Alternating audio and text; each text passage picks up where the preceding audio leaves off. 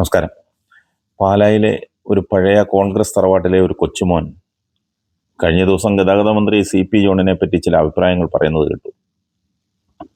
ഒരു സീറ്റിൽ നിന്നാൽ ജയിക്കാത്ത, കെട്ടിവെച്ച കാശ് പോലും കിട്ടാത്ത CP ജോണിനെ തിരുവനന്തപുരത്ത് ഉറപ്പുള്ള കോൺഗ്രസ് സീറ്റിൽ മത്സരിപ്പിച്ച് ജയിപ്പിച്ചു എടുത്തു എന്നാണ്. എന്നാൽ ഒറ്റയ്ക്ക് മത്സരിച്ചാൽ എത്ര മണ്ഡലത്തിൽ കോൺഗ്രസ്സുകാർ ജയിക്കുമെന്ന് കൂടി ഈ കൊച്ചുമോൻ പറയണമെന്നായിരുന്നു. അങ്ങനെ പറയാമായിരുന്നു. അതിന് ആ പാർട്ടിക്ക് ഉറപ്പില്ലാത്തത് കൊണ്ടാണല്ലോ ഹിന്ദിക്കാരിവിടെ, അതായത് വയനാട്ടിൽ വന്ന് മത്സരിക്കുന്നതും പച്ചക്കാരുടെ മാത്രം പിന്തുണയിൽ ജയിക്കുന്നതും. അതെന്തേ പറയാഞ്ഞത്? 965 തെരഞ്ഞെടുപ്പിൽ കേരളത്തിൽ കോൺഗ്രസിന് ഏറ്റവും ഉറപ്പുണ്ടായിരുന്ന പാലാ മണ്ഡലത്തിൽ മത്സരിച്ച് കെട്ടിവെച്ച കാശ് കിട്ടാത്ത ഒരു മഹിളാരത്നത്തിൻ്റെ കൊച്ചുമോനാണ് ഈ പറഞ്ഞ കൊച്ചുമോൻ എന്നുകൂടി ഓർക്കണം. ഒരു മണ്ഡലത്തിൽ ഒറ്റയ്ക്ക് മത്സരിച്ച് വിജയിക്കുന്നത് കൊണ്ടല്ല ആ വ്യക്തിയുടെ പ്രസക്തി മനസ്സിലാക്കേണ്ടത്. മറിച്ച് ആ വ്യക്തിയുടെ അറിവ്, സംസ്കാരം, പ്രവൃത്തി ഗുണം ഇതെല്ലാം കണക്കിലെടുത്താണ് ഒരാളിനെ വിലയിരുത്തേണ്ടത്. CP ജോണിനെ കോൺഗ്രസ്സുകാർ താക്കീത് നൽകിയെന്നും വേണ്ടി വന്നാൽ മന്ത്രിസഭയിൽ നിന്ന് നീക്കം ചെയ്യുമെന്നുമാണ് ഈ അൽപ്പൻ വീമ്പിളക്കുന്നത്. കോൺഗ്രസിൻ്റെ സംസ്ഥാനതല കാര്യങ്ങൾ മുഴുവൻ ഈ അൽപ്പനാണ് തീരുമാനിക്കുന്നതെന്ന് തോന്നിപ്പോകും. ചാനൽ ചർച്ചകളിൽ പങ്കെടുക്കുന്ന കോൺഗ്രസ് പ്രതിനിധികൾ CP ജോണിനെ ന്യായീകരിച്ച് ചാനൽ ചർച്ചകളിൽ പറഞ്ഞത് കേൾക്കുമ്പോഴെങ്കിലും ഈ അൽപ്പന് മനസ്സിലാക്കണമായിരുന്നു.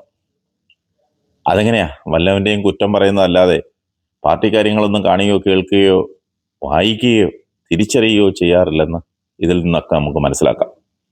CP ജോൺ പറഞ്ഞ കാര്യങ്ങൾ കഴിഞ്ഞ ദിവസത്തെ മലയാള മനോരമ പത്രത്തിൽ വളരെ വ്യക്തമായി അച്ചടിച്ചു വന്നിരുന്നു. നമ്മളെല്ലാം വായിച്ചതുമാണ്. യഥാർത്ഥത്തിൽ സ്ത്രീകളെ കൊണ്ട് അഭിമാനം കൊള്ളുകയായിരുന്നു CP ജോൺ. അതിൻ്റെ കൂടെ കഴിഞ്ഞ സർക്കാരിന് ഒരു കുത്തുകൂടി കൊടുത്തു.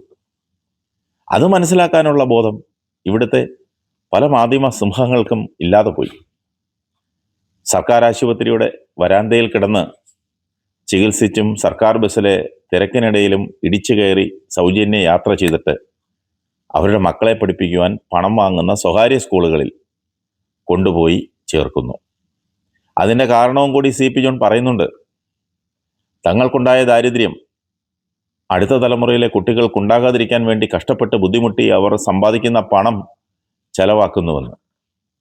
അത് യഥാർത്ഥത്തിൽ സ്ത്രീകളുടെ സഹനശക്തിയെ പുകഴ്ത്തിയും കഴിഞ്ഞ സർക്കാരിനെ ഇകഴ്ത്തിയുമാണ് ആ പറഞ്ഞത്. അതിലെവിടെയാണ് സ്ത്രീ വിരുദ്ധത? മലയാളി സ്ത്രീകളെ ഓർത്ത് അദ്ദേഹം അഭിമാനം കൊള്ളുകയാണ് ചെയ്തത്. വരും തലമുറയ്ക്ക് വേണ്ടി അവരേതറ്റം വരെയും സഹിക്കുവാനും പോകുവാനും തയ്യാറാണെന്ന് അഭിമാനത്തോടെയാണ് CP ജോൺ പറഞ്ഞത്. അതും ഈ അൽപ്പന് മനസ്സിലായില്ല. കഴിഞ്ഞ സർക്കാർ ദാരിദ്ര്യമുക്ത കേരളമെന്ന് പ്രഖ്യാപിച്ചത് ശരിയല്ലെന്നും ഇവിടുത്തെ സാധാരണക്കാരിൽ ഇപ്പോഴും ദാരിദ്ര്യമുണ്ടെന്നും വ്യക്തമായി പറയുകയാണ് മന്ത്രി CP ജോൺ ചെയ്തത്.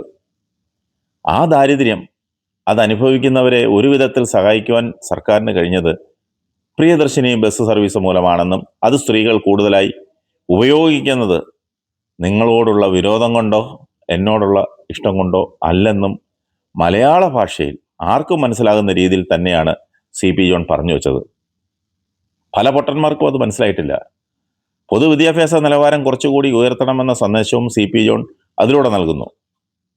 അപ്പോഴാണ് ജോണിൻ്റെ പിള്ളേർ പഠിച്ച സ്കൂൾ തപ്പി ചില അൽപ്പന്മാർ പോയത്. അവർ സാധാരണ സ്കൂളിൽ പഠിച്ച കുട്ടികളാണെന്ന് അറിഞ്ഞതോടുകൂടി ഇളിഫ്യരായി തലയിൽ മുണ്ടുമിട്ട് ഓടി. CP ജോണിനെ അറിയാത്തത് കൊണ്ടാണ് പാലായിലെ കൊച്ചുമോൻ ഈ രീതിയിലുള്ള ഒരു വീഡിയോ പടച്ചുവിട്ടത്. കോൺഗ്രസിൻ്റെ മാത്രം മിടുക്കൊണ്ട് കിട്ടിയ അധികാരമല്ല.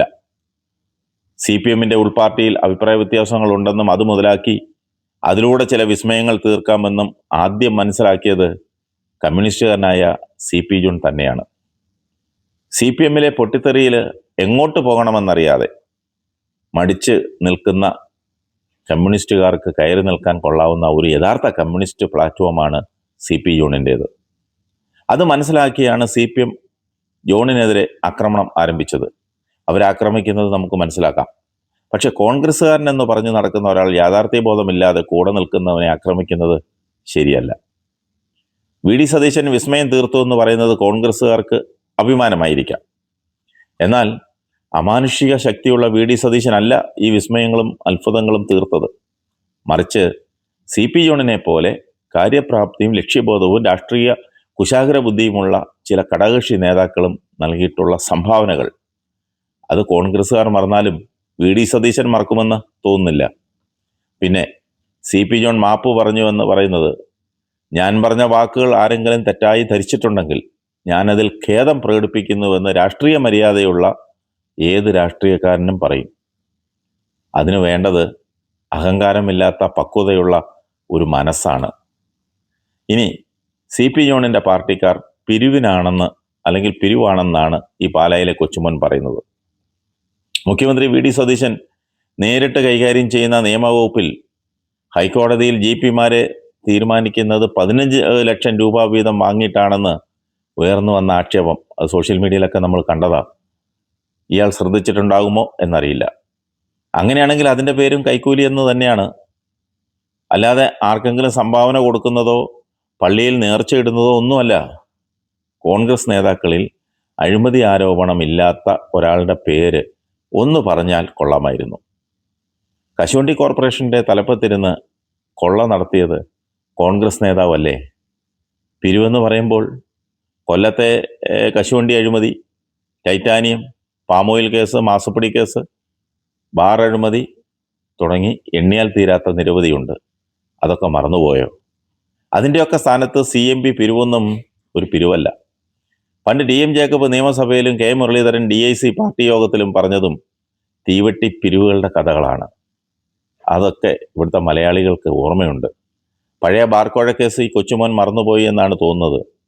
KM മാണി കോഴ വാങ്ങിയെന്ന് ആരോ പറഞ്ഞത് കേട്ടുവെന്ന് പറഞ്ഞ ഉടനെ FIR ഇട്ട് അന്വേഷണം ആരംഭിച്ച ചെന്നിത്തല അതേ ആരോപണം ഉന്നയിച്ചയാൾ തന്നെ ചെന്നിത്തലയ്ക്കും K ബാബുവിനും ശിവകുമാറിനും നേരിൽ കൊണ്ടുപോയി പണം കൊടുത്തുവെന്ന് പറയുക മാത്രമല്ല അതിന് സാക്ഷിയെയും ഹാജരാക്കിയപ്പോൾ അതിൽ അന്വേഷണം വേണ്ടെന്ന് ആഭ്യന്തരമന്ത്രി കൂടിയായ ചെന്നിത്തല ഉത്തരവിട്ടത് മറന്നുപോയോ?